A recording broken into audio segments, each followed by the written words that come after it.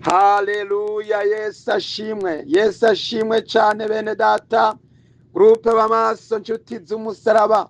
Ndagira ngo dukomeze gusangira ubutumwa bwiza mu gitabo cy'ibyahishuro Yohana. Uyu munsi tugeze mu gihimba ca gatanu, tugiye kuraba amajambo atubwira ngo Yohana yerekwa umwagazi w'intama w'Imana. Turagira ngo rero muri ubu gusangira ubutumwa bwiza bw'ubwami bw'Imana, tubanze gusenga Imana. Wera Mana y'ubushobozi, Imana isumba byose, Data wa twese w'imbabazi nyinshi, ndagushimiye cyane.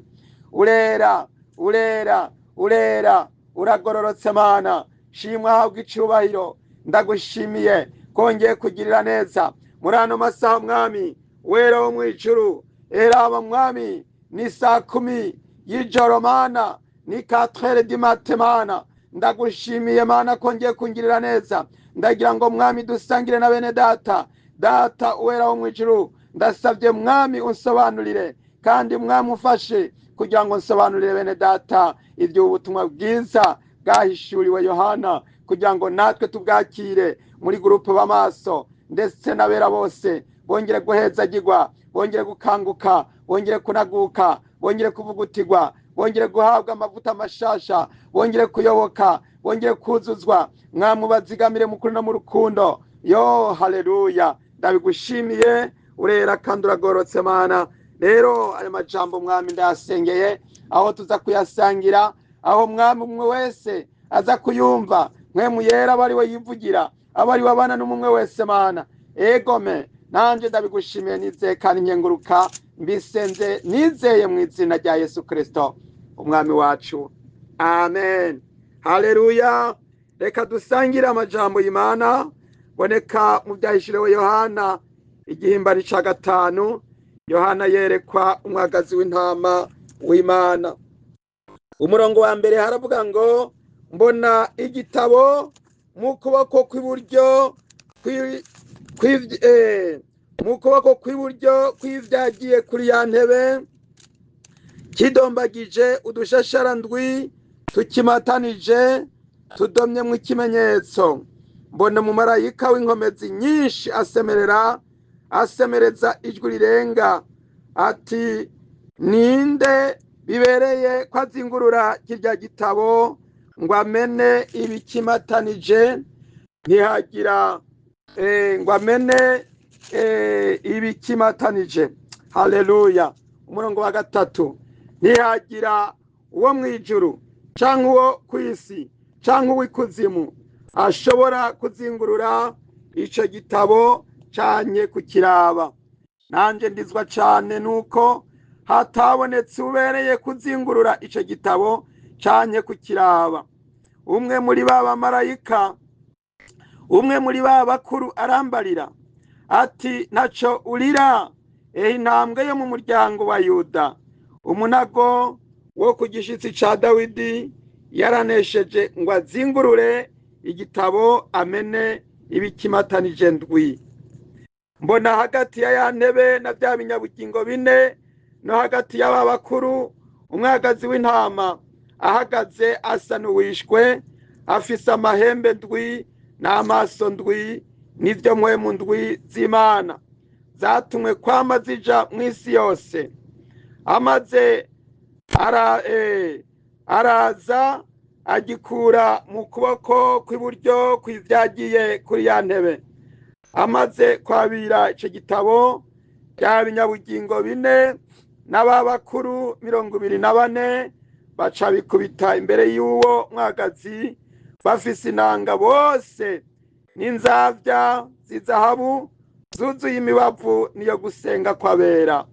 Baririmba indirimbo nsha bati, birakubereye kwabira igitabo no kumena ibikimatanije, kuko wishwe ugacungurira Imana abo mu miryango yose no mu ndimi zose no mu moko yose no mu mahanga yose, ubacunguje amaraso yawe, ukabahindura ubwami bw'Imana yacu no kuba abaherezi bayo, kandi bazoba abami mw'isi. Ndaraba numva ijwi ry'abamarayika benshi bakikije ya ntebe, na bya binyabugingo n'ababakuru, igitigiri cabo cara amasinzi n'amasinzi n'ibihumbi n'ibihumbi. Bavuga n'ijwi rirenga bati umwagazi yishwe abereye guhabwa ububasha n'ubutunzi n'ubwenge n'ubushobozi n'icubahiro no guhimbazwa n'umugisha. Kandi caremwe cose co mw'ijuru no mw'isi n'ikuzimu no hejuru y'ikiyaga n'ibiri muri vyo vyose, numva bivuga biti iyo vyagiye ku ntebe, bona umwagazi w'intama, umugisha ube uwabo n'icubahiro no guhimbazwa n'ububasha ibihe bitazoshira. Kandi vya binyabugingo bine biravuga biti amen. Bano bakuru bikubita hasi barasenga. Haleluya, Imana ishimwe cane. Turabonye igikorane kiriko kirabera mw'ijuru. Yohana amaze gushikanwa mw'ijuru, abona ingene mw'ijuru barimwo baraterana, abona yuko mw'ijuru bama bahimbaza. Yabanje kubona ingene bama bahimbaza bati weru weru wera. Oh haleluya, bya binyabugingo bine. Hano turabonye yuko n'abano bakuru nabo nyene bariko barahimbaza basenga. Turabonye yuko ibiri mw'ijuru n'ibiri mw'isi n'ibiri kuzimu byose bihaye uguhimbaza umwagazi w'intama w'Imana, umwe yishwe agacungurira Imana abo mu miryango yose no mu mahanga yose n'indimi zose n'amakungu yose. Mwene data uyu Yesu yadupfiriye, nimuze tumwunamire, nimuze tumusenge, nimuze tumuhimbaze, nimuze dukomeze dukora ibikorwa, nimuze dukomeze kwitanga kandi twitange tutiziganya. Bene data, harageze kugira ngo wowe nanje dukangukire gusenga, dukangukire guhimbaza, kuko no mw'ijuru barahimbaza, no mw'ijuru ni amen. Haleluya. Rero umurongo wa mbere hano turagira ngo dukomeze rero ijambo rimwe rimwe kurindi, hanyuma buri muntu wese akomeze kuzuzwa mpwemu yera. Yohana aravuga ngo mbona igitabo mu kuboko kw'iburyo kw'ivyagiye kuri ya ntebe canditse imbere n'inyuma, kidombagijemwo udushasharandwi tukimatanije tudomyemwo ikimenyetso. Haleluya, Imana ishimwe cane. Iki gitabo kidombagijemwo udushasharandwi, iki gitabo ni igitabo kirimwo ibanga yose ry'Imana, kirimwo umugambi w'Imana. Imana yari yarapanze kuzocungura isi, kuzocungura abantu, maze ituma Yesu umwana w'Imana nzima. Muri Yohana 3:16 haratubwira ngo kuko urukundo Imana yakunze abari mw'isi niko rwatumye itanga umwana wayo w'ikinege, ngo umwizera wese ntazapfe rubi ariko ahabwe ubugingo budashira. Muri iki gitabo hari nk'umugambi wo gucungura abantu. Mwene data waracunguwe, nanje naracunguwe, ishengero ry'Imana ryaracunguwe. Haleluya. Hahirwa abanditswe muri ca gitabo c'umwagazi w'intama. Uyu mwagazi w'intama yahawe ububasha, yahawe ubushobozi kugira ngo amene utwo dushashara, kugira ngo amene ingorane zawe, amene intambara zawe, azitsinde, kugira ngo ayobore imitima myinshi ayizane muri paradiso, ayivane hariya hahandi muri hahandi bari basinziririye, abatware muri paradiso. Niko byagenze. Yesu amaze kuzuka, imva z'abera zaciye zizuka ziyereka abantu muri Yerusalemu. Haleluya. Yesu rero byose yarabirangije, aravuga ati birarangiye. Ariko umusaraba ajondamika umutwe, aravuga ati birarangiye. Yohana rero yabonye iki gitabo mu kuboko kw'iburyo kw'ivyagiye kuri ya ntebe, canditse imbere n'inyuma, kidombagije kudushashara ndwi tukimatanije tudomyemwo ikimenyetso. Haleluya. Iki gitabo kirimwo amateka, kirimwo kuremwa kw'isi, kirimwo ibiriko biraba, kirimwo n'ibigiye kuzoba byose. Mwene data, ndagira ngo twakire iyi ntsinzi yabonetse muri Yesu, twakire iyi ntsinzi yabonetse kugira ngo Yesu ashobore kuza kumena iki gitabo. Reka turabe hano hepfo umurongo wa 2 bavuze ngo mbona umumarayika w'inkomezi nyinshi asemereza ijwi rirenga ati ninde bibereye ko azingurura kijya gitabo ngo amene ibikimatanije. Ntihagira uwo mu ijuru cyangwa uwo ku isi cyanye uw'ikuzimu ashobora kuzingurura icyo gitabo cyanye kukiraba. Haleluya, Imana ishimwe cyane. Ngo icyo gitabo mwene data, mbona ngo umumarayika Yohana agize abona haje mu marayika abo asemereza ijwi rirenga avuga ati arasemerera ahamagara hano mu isi ni kuzimu no mu ijuru hose ntihigeze haboneka umuntu yoshobora kukiraba ndetse ngo akizingurure. Mwene data, umuntu wese ndazi Bibiliya iravuga ngo bose bakoze ibyaha ntibashikiriye ubwiza bw'Imana.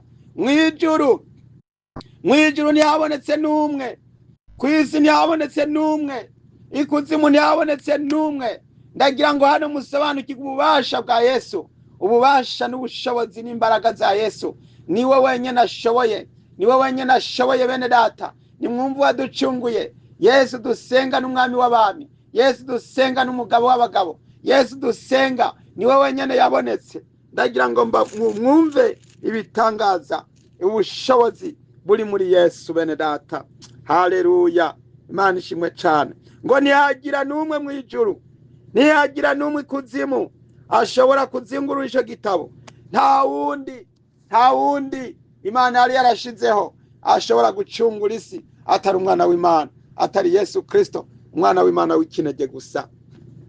Niwe wenyene Imana, niwe wenyene yashizemo ububasha n'ubushobozi n'imbaraga zo gucungura, zo kurokora, zo gutabara. Uyu Yesu twizeye arashoboye bene data, arashoboye. Reka rero twumve nyene Yohana amaze kumva yuko hatabonetse n'umwe, ntiyari bwamenye yuko Imana yatuteguriye umutabazi, ntiyari bwamenye kandi yari yaravyibagiye kuko yarazi ko Yesu yadupfiriye.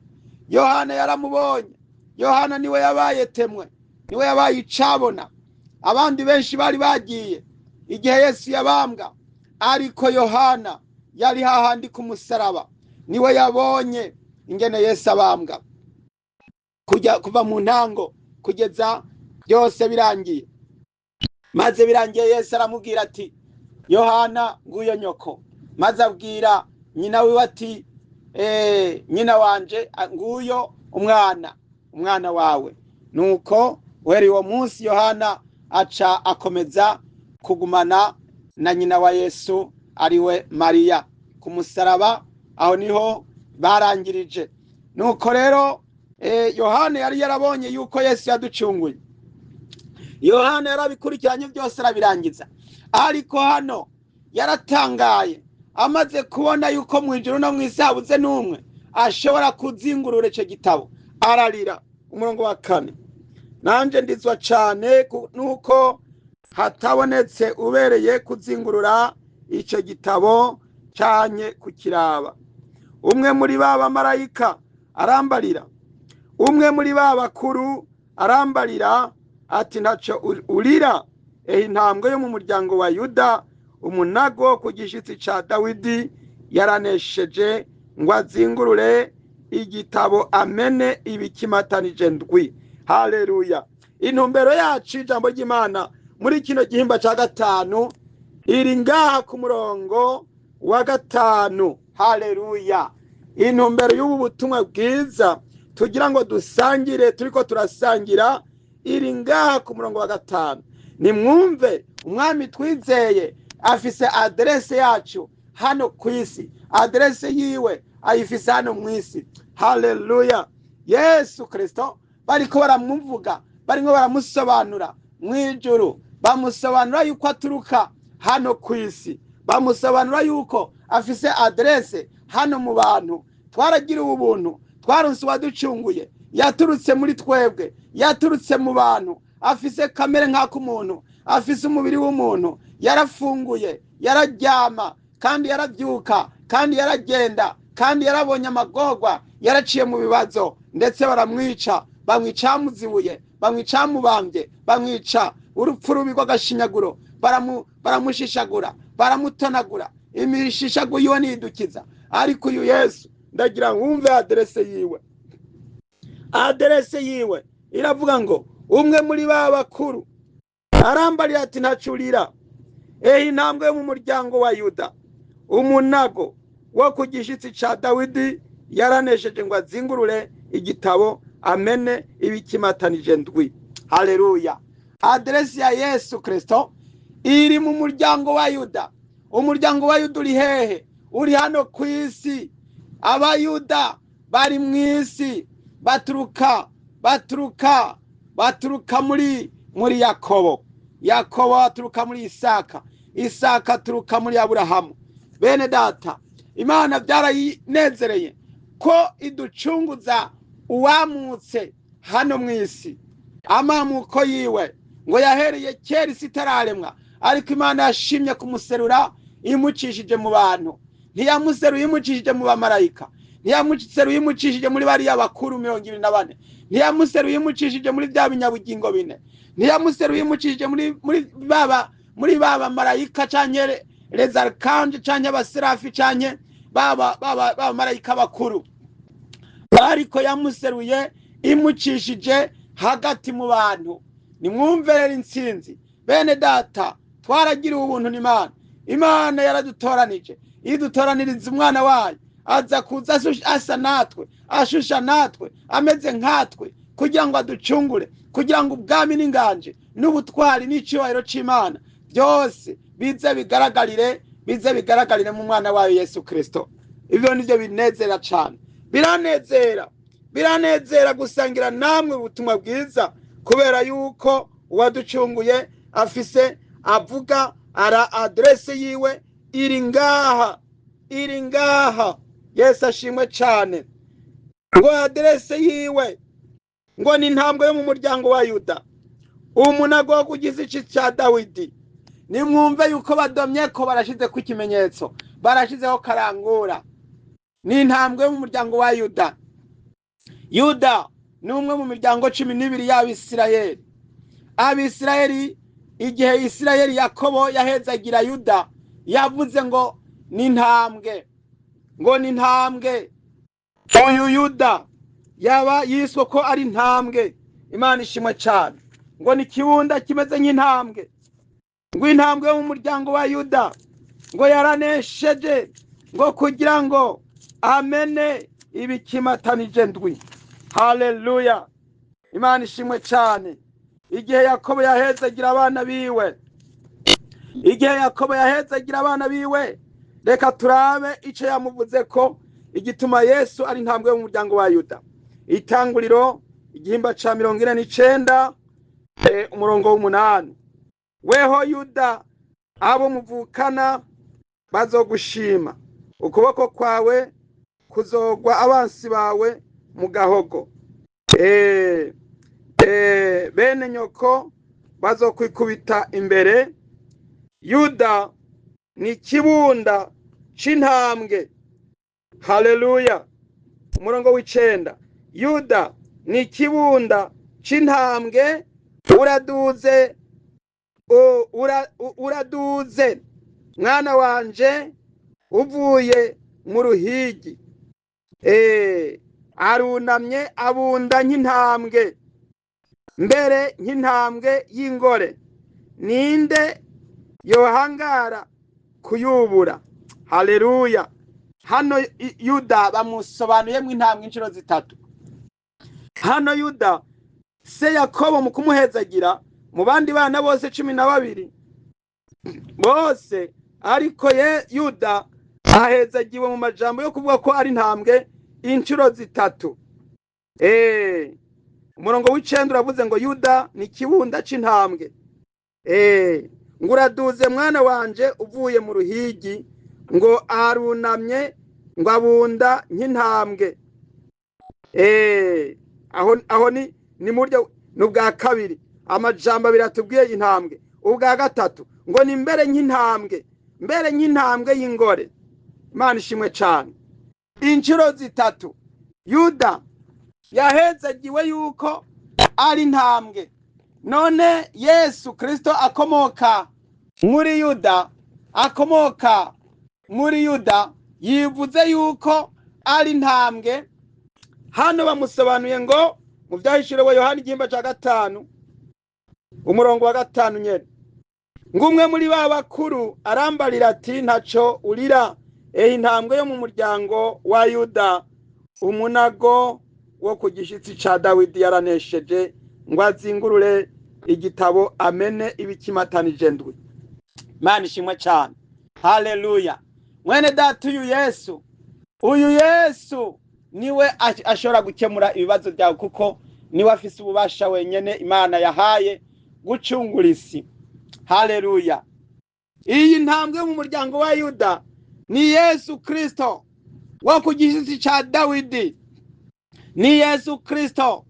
Imana yiko iramubona, y'abamarayika bamubona yuko ari intambwe mu muryango wa Yuda. Intambwe ni igikoko cyo mu ishamba gisanzwe arico kiyobora ibindi bikoko byose n'izindi nyamaswa zose. Ni igikoko kigenda cibona yuko ari umwami, kiriyumva kiriyizi ko ari umwami w'ishamba. Intambwe, intare ni umwami w'ishamba, ni umwami w'ibindi bikoko. Kigenda n'ubutwari, kigenda gifise intsinzi. Intambwe yo mu muryango wa Yuda. Yesu rero ni umwami aganza abari mu isi bose, ni umwami yaducunguye. Haleluya. Nuko umurongo wa 6 turavuze ngo mbona hagati ya ntebe na bya binyabugingo bine no hagati y'aba bakuru umwagazi w'intama ahagaze asa n'uwishwe, afise amahembe ndwi n'amaso ndwi n'ivyo mpwemu ndwi z'Imana zatumwe kwama zija mu isi yose. Haleluya. Yohana agize atya, yari yarize, yari yaboroze, yari yatatse intuntu n'akabonge, ahabonye ku isi igiye kurimbuka, habuze n'umwe wo kuyikiza, habuze n'umwe wo kuyitabara. Ariko none hagize atya, bamaze kumubwira uko yagize atya, azabona hagati ya ntebe no hagati ya bya binyabugingo bine no hagati y'aba bakuru umwagazi w'intama ahagaze asa n'uwishwe, afise amahembe ndwi n'amaso ndwi n'ivyo mpwemu ndwi z'Imana zatumwe kwama zija mu isi yose. Yesu ari mu ijuru agaragara ameze nk'uwishwe. Niwe wenyene ari mu ijuru agaragara ameze nk'uwishwe, kuko abandi bagaragara basa nk'abishwe ni babandi bamwe ubugingo bwabo bwaciwe, bacirwa amazosi, bahorwa gushingira intahe Yesu. Abo turibuka guhera kuri Abeli kugeza kuri Zakariya yiciwe hagati y'urusengero n'igicaniro. Abo nabo bari muri paradiso. Ariko mu ijuru usa n'uwishwe ni Yesu wenyene. Asa n'uwishwe bene data. Yesu abonekana mu ijuru asa n'uwishwe. Ndagira ngo mbabwire abakristo natwe tumeze nk'abagenda barabarishwe, barapfuye ku cyaha. Twapfanye na Kristo, twapfanye nawe mu gupfa kwiwe, tuzukana nawe mu kuzuka kwiwe. Yesu agaragara ameze nk'uwishwe, natwe hano mu isi tugaragara tumeze nk'abagenda bapfa. Pawulo avuga ngo mwisi yose ngo ngendana urupfu rwa Yesu kugira ngo ubugingo bwa Yesu buhingurirwa muri jewe. Buri munsi ngo ndapfa, buri munsi abana b'Imana iyi si tuyibera ikibambwe nayo ikatubera ikibambwe. Buri munsi turapfa, buri munsi tugenda dupfa ku cyaha kugira ngo tuzukire ubugingo budashira. Yesu nawe asa n'uwishwe ari mu ijuru, asa n'uwishwe. Iyo arimo arabonekana, abonekana nk'uwishwe, abonekana nk'uwapfuye. Hanyuma rero mugabo akabonekana ari muzima. Haleluya. Abonekana nk'uwigeze gushaka, nk'uwishwe, nk'uwigeze kwicwa. Imana idutabara. Haleluya. Ngo Yesu araza ngo afise amaso ndwi. Haleluya. Ngo abone umwagazi w'intama ahagaze asa n'uwishwe, afise amahembe ndwi n'amaso ndwi n'ivyo mpwemu ndwi z'Imana zatumwe kwama zija mu isi yose. Ngo yari afise amaso ndwi. Aya maso ndwi n'amaso abona isi yose n'amaso abona ibiri kuzimu, n'amaso abona ibiri ku isi, n'amaso abona ibiri mu ijuru. Amaso ndwi, abantu tugira amaso abiri, amaso mu buryo bumwe, kubona ibisanzwe, ariko Yesu afise amaso ndwi. Igiharuro ndwi ni igiharuro gikomeye, ni igiharuro gikomeye bene data, ni igiharuro gikomeye. Ngo afise kandi n'impwemu ndwi z'Imana.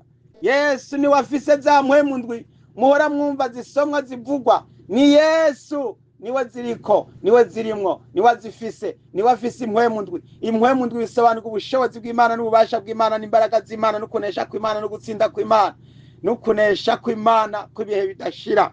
Byose biri muri Yesu Kristo. Imana ishimwe cyane. Umurongo w'indwi uravuze ngo araza agikura mu kuboko kw'iburyo kw'ivyagiye kuri ya ntebe. Amaze kwabira ico gitabo bya binyabugingo bine n'ababakuru 24 baca bikubita imbere y'uwo mwagazi bafise inanga bose n'inzavya z'izahabu zuzuye imibavu niyo gusenga kwabera. Yesu amaze kwabira ico gitabo, haleluya, ngo araza ngo agikura mu kuboko kw'ivyagiye kuri ya ntebe. Yesu wenyene niwe yabonetse ashobora kwegeraho Imana iri, aho Imana ivyagiye. Araza yabira igitabo, ca gitabo kirimwo amateka, kirimwo urubanza rwa buri muntu wese, iherezo ry'umuntu, aho umuntu wese ukuntu umuntu yatanguye n'ingene azosozera, ingene isi yatanguye n'ingene isi izosozera, ingene byose bizogenda. Yesu niwe afise ububasha bwo kuzura abapfuye no gucira imanza abariho n'abazima. Yesu Kristo niwe wenyene yaserutse, araduserukira ku Mana, ararenguka ku Mana. Yesu yari yaramaze kudupfira hano ku musaraba, niho yashoboye guhabwa ubwo burenganzira, niho yashoboye guhabwa izo mbaraga zo kugenda. Araza imbere z'Imana yabira kijya gitabo arakizingurura. Haleluya. Ngo amaze kwabira ico gitabo haciye haza amashimwe, ngo vya binyabugingo bine n'ababakuru 24 baca bikubita imbere y'uwo mwagazi bafise inanga bose n'inzavya z'izahabu zuzuye imibavu niyo gusenga kwabera.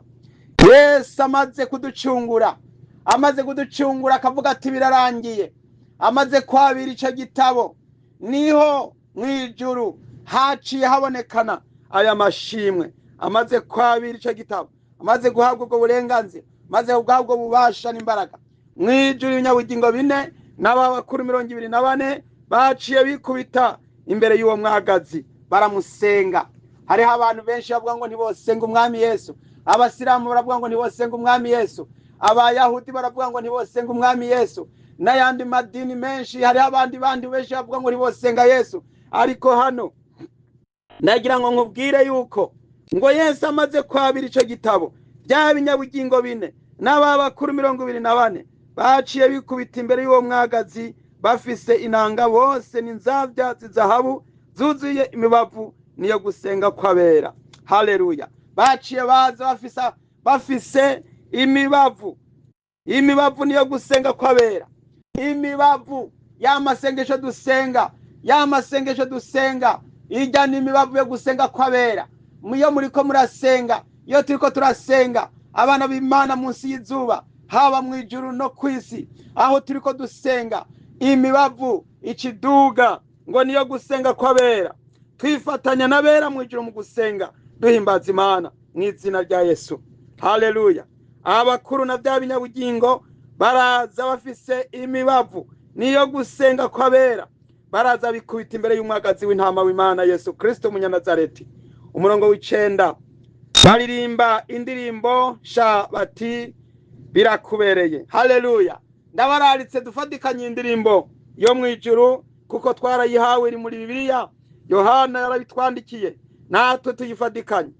Ngo baririmba indirimbo sha bati birakubereye kwabira igitabo no kumena ibikimatanije, kuko wishwe ugacungurira Imana abo mu miryango yose no mu moko yose no mu ndimi zose no mu moko yose no mu mahanga yose, ubacunguje amaraso yawe, haleluya, ukabahindura ubwami bw'Imana yacu no kuba abaherezi bayo, kandi bazoba abami mw'isi. Yesu ashimwe cyane. Bene data nshuti z'umusaraba, iyi ni indirimbo nshasha iriko iraririmbwa mw'ijuru. Yararirimbwe guhera Yesu amaze kwabira iki gitabo. Iyi ndirimbo yararirimbwe Yesu amaze kwabira. Nuko rero bene data, none hano mw'isi natwe ngo turi mu mutigiri w'umugwi wabo Yesu yacunguye. Mbega mwene data, turimwe muri ayo mahanga yose? Mbega urimwe muri ayo makungu yose? Mbega urimwe muri izo ndimi zose? Mbega urimwe muri iyo miryango yose?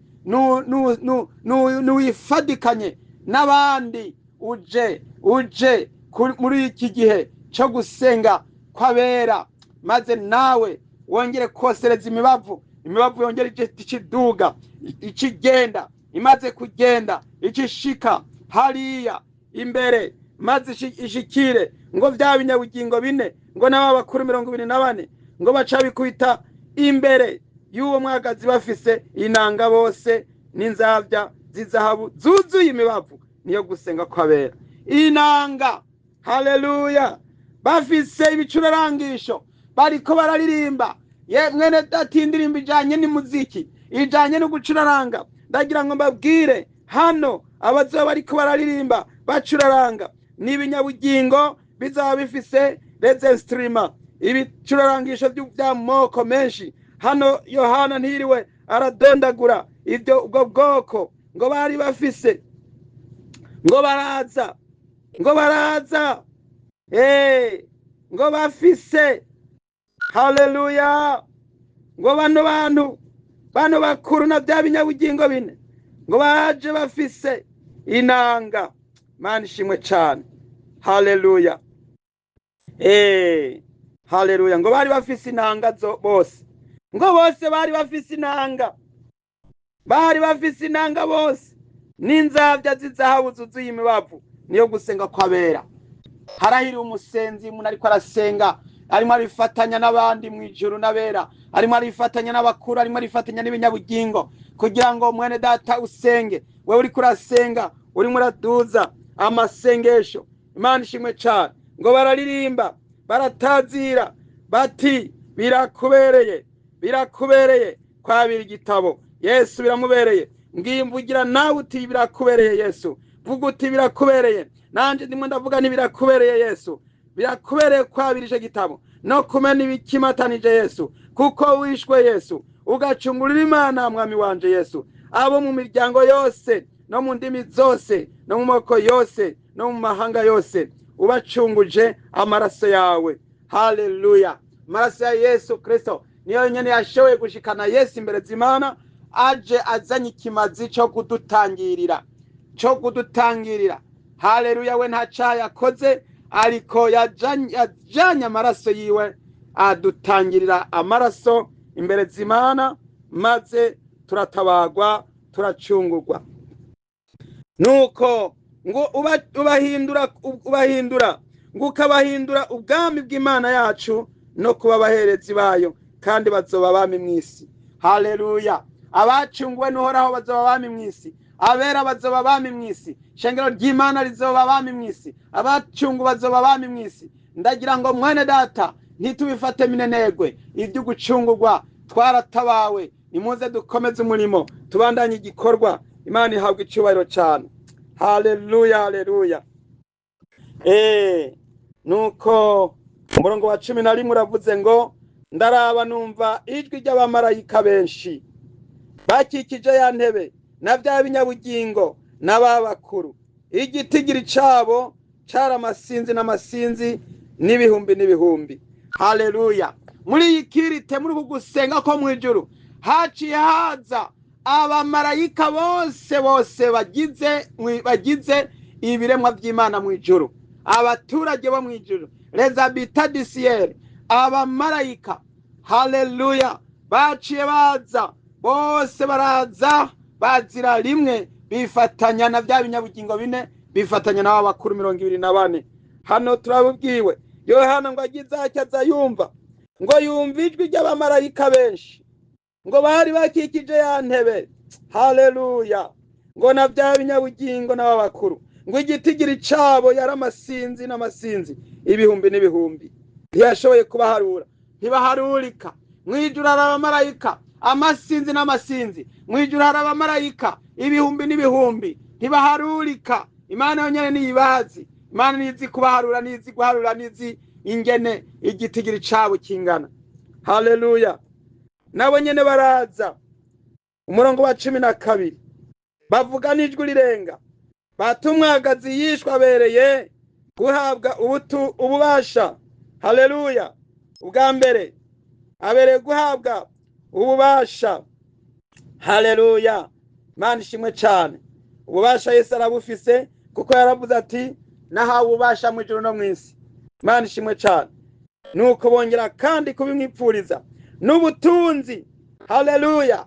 Ubutunzi Yesu arabufise kuko afise ubutunzi burengeye ibiri mu isi n'ibiri mu ijuru n'ibiri ku isi. Yesu afise ubutunzi ko yatanze amaraso, ikimazi kirusha ibindi bimazi byose mu kuba icicubahiro ndetse n'icagateka. Bwa gatatu n'ubwenge. Yesu afise ubwenge burengeye Imana yamuhaye, burengeye, afise ubwenge burengeye ibiremwa byose. Haleluya. Ubwa kane n'ubushobozi. Haleluya. Yesu afise ubushobozi n'icubahiro. Bwa gatanu. Haleluya. Bwa gatandatu no guhimbazwa n'ubw'indwi n'umugisha. Haleluya. N'indwi. Ibi byose ndwi bigaragaza ubutwari bw'Imana muri Yesu Kristo, bigaragaza icubahiro c'Imana muri Yesu Kristo, bigaragaza intsinzi y'Imana muri Yesu Kristo. Haleluya. Ngo kandi carimwe cyose cyo mu ijuru no mu isi n'ikuzimu no hejuru y'ikiyaga n'ibiri muri byo byose, numva bivuga biti iyo byagiye ku ntebe bona umwagazi w'intama, umugisha ube uwabo n'icubahiro no guhimbazwa n'ububasha ibihe bitazoshira. Yesu ashimwe cyane. Ngo icarimwe cyo mu ijuru n'icarimwe c'ikuzimu n'ico kwisi, mu ijuru no kwisi n'ikuzimu, ibyarimwe byose biravuga biti iyo byagiye kuri irya ntebe no bona umwagazi w'intama, umugisha ube uwabo n'icubahiro no guhimbazwa n'ububasha ibihe bitazoshira. Hano bakoresha izina ngo umugisha, bakoresha ijambo rivuga ngo umugisha ube uwabo, umugisha ube w'Imana n'uwa Yesu Kristo, umwana wiwe w'ikinege, umwami wacu yatwiguze akaducungura. Haleluya. Mwene data, wowe nawe uriko uramwipfuriza iki? Mbega umwipfuriza imigisha, mbega umwipfuriza imihezagiro, mbega uriko uramuhimbaza, mbega uriko uramuhezagira. Haleluya. Shirako nawe ntusigare, kuko nawe uri umwe mu biremwa byiwe, Imana ihabwa icubahiro. Ngo kandi bya binyabugingo, umurongo wa 14, kandi bya binyabugingo bine biravuga biti amen. Bano bakuru bikubita hasi barasenga. Kiriti yatanguriye mu binyabugingo no mu bakuru, irabandanya igera ku bamarayika bose. Mu gusozera isozerezwa muri bya binyabugingo no muri ba bakuru, bikubita hasi baravuga bati amen. Haleluya. Imana ishimwe cyane. Ijambo ryitwa amen ni ijambo rikomeye cyane mu ijuru, kuko niryo rishiraho kashe, niryo ritera igikumu kw'ibyo abantu baba basenze, ibyo abamarayika basenze, n'ibyo bari mu isi basenze. Iyo turiko turasenga mu ijuru, ibinyabugingo n'aba bakuru 24 baraheza bagakurikiza bati amen. None rero mwene data, Imana iguhezagire wakurikiranye buno butumwa. Reka turangize no gusenga Imana. Yesu mwami, Mana yo mwijuru, turagushimiye uhoraho, warakoze, watugiriye neza, watuboneye wo kuducungura no kuturokora no kudukiza, wakutuboneye wo kudutabara, watuboneye wo kutubohora, wadukura mu rupfu adushira mu bugingo budashira. Yesu warakoze, akira amashimwe n'ubutunzi n'icubahiro n'ububasha n'inganje no guhimbazwa n'ubwami.